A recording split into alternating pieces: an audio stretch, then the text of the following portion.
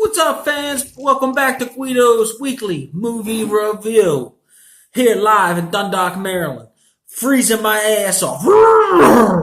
Al Gore, you're full of shit.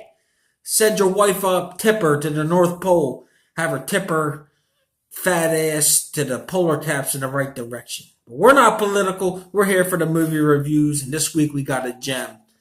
Hellfest. What? 2018. Huge year for horror. $3 billion in sales. We go back 2 months to it. Before that, $3.7 billion in sales. Biggest box office in horror movie history year. Great year for horror, and this one was a gem. Snuck through the radar for you, but it was great. It's an original concept. We have a serial killer at a scare park. It's awesome. Some people say it's a throwback to Tobe Hooper's classic Funhouse. Rest in peace, Tobe. We lost him in 2018. Great director. Texas Chainsaw Massacre, Funhouse, a lot of stuff. He was great. Other people say, oh, it's kind of a rehash on the more recent Houses October built. That was very good. If you ain't seen it, check it out. The sequel, the very boring Houses October 2, built 2. Once is fun, twice is dumb. But Hellfest is great. I like a lot about this film. It's made by horror people from The Walking Dead. They got their own original production, filmed by Lionsgate, a great production friend to the horror community. And they really set the tone with this one. We pick it up a year before the film sets off with the obligatory first murder, and we see there's a serial killer at a scream park. That's awesome. Scream parks are dark, everybody's masked. You don't know if it's a real murder or if it's, a prop. So that's an awesome concept. It's something we really haven't seen before. I can't believe nobody's done it yet, and they really do a good job. Second thing I like about this, because the pacing's outstanding, something that lacks in horror films. We meet all the characters. After the first kill, we meet all the characters. It's a year later, and usually you got some dramatic effect. Oh, here's Jenny. She's failing biology, and she has stage 5 uterine cancer, and there's a lot of, and her boyfriend's breaking up with her. No, we meet the characters. They keep it simple. They keep it rolling. I love that about it. We care about them, but we don't gotta have all that. We ain't gotta have all that. We ain't gotta have all that. Now, the best character of the film is the park itself, the cinematographer, and the set director, Oscar worthy. There's no horror fan that hasn't seen this film that's not like, I'd love to go to this scare park. And scare parks are big business in here, big business in North America. They usually run Labor Day to Thanksgiving. Some are now 6 months. Some are like a full year you can go to a scare park. Greater Baltimore area, just if you're in the area. Field of Screams, Jason's Woods, they're the two best. If you want to go to an all-year scream park, they got Kim's Crypt. I've met Kim, East Baltimore lady. I don't know. It looks like a bunch of people from Hot Topic that got laid off, and now they're doing whippets in the woods. I don't know what's going on with Kim's Crypt. Yeah. So back to Hellfest. They spend a half an hour going through the park, and then they realize, it's a great park, but there may be somebody stalking them. They don't know. They build it outstanding. Eventually, some guys get waxed off. Then we have the traditional horror movie appearance, this time by Tony Todd. Tony Todd's an unbelievable actor. He was in Platoon. He was in a lot of stuff in the 80s. Once he was Candyman. We all know him from Candyman. And I met Tony Todd. I met Tony Todd at the horror convention in Hunt Valley. And really nice guy. Really cool dude.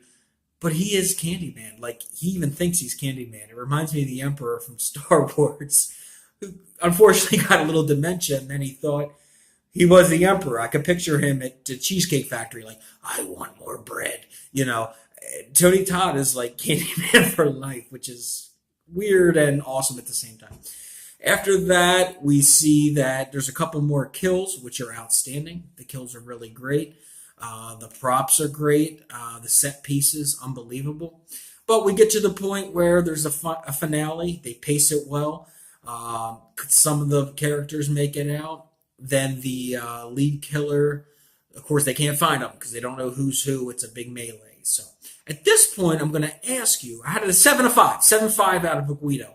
At this point, I'll tell you to turn off Guido TV if you haven't seen it, and I keep the reviews general, and come back after you've seen the film because the endings gets in an 8.5. My final score, 8.5 out of 10 because the ending's tremendous. So come back to Guido TV. If you're going to stay tuned in, give me a minute. Are you back? You here? I hear you. Are you here? I hear you. What an ending. Besides that, Act 3s in horror movies, usually they're a little bit of a letdown. This one, we see the killer get away. We see a SUV go to a suburban home. So this guy's like a regular Joe Blow. We know it's the killer.